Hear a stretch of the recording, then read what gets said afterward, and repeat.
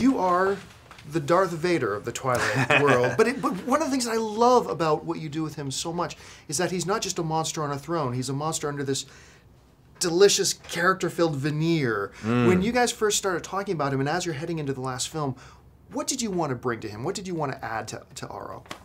Well, the great thing about this film is that I got to kind of show a little bit more about what's going on underneath the surface of Aro, you know.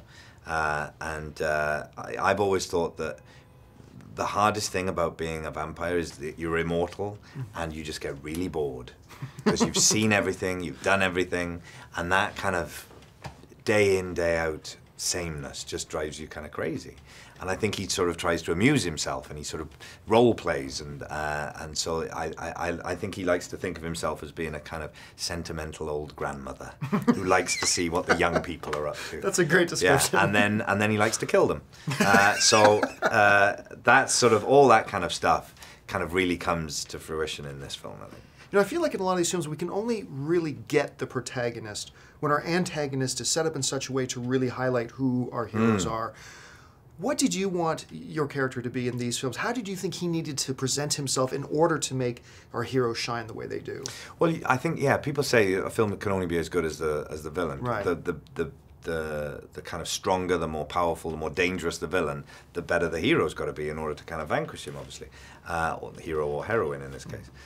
So I wanted a character who was quite confusing in some ways. That, you know, he has to be able to be someone that you're frightened of and that you know is going to be dangerous and, you know, is someone to reckon with. But at the same time, I like the idea that he's kind of unpredictable. You never quite know where you are with him, because that kind of makes him creepier, I think. Right. And in a way, it was all, one of the big payoffs for me was the moment in the film where he meets Renesmee for the first time. And you've got this very cute little child coming up to this really creepy vampire guy, and you don't know what he's going to do to this little kid. And then this kind of laugh comes out because he's sort of so delighted by the strangeness of this child. So I like that. I think the unpredictability of him is useful for Bella and Edward, because, you know, you've got all these vampires with all these different gifts, all these different qualities, and you don't know what Arrow's going to do. He's a really tricky character to deal with. Now, we've seen you perform in almost every kind of genre, and you excel so much in all of them. But what is it about you, whether it's vampires or werewolves or what have you, that makes you such a good villain? Why are you able to play that role so well? I think it's because I'm essentially a cold-hearted, soulless zombie. I think that's probably what it is. Is that what's next, zombie? I think, yeah. That is actually the only thing I haven't done. I've never played a zombie.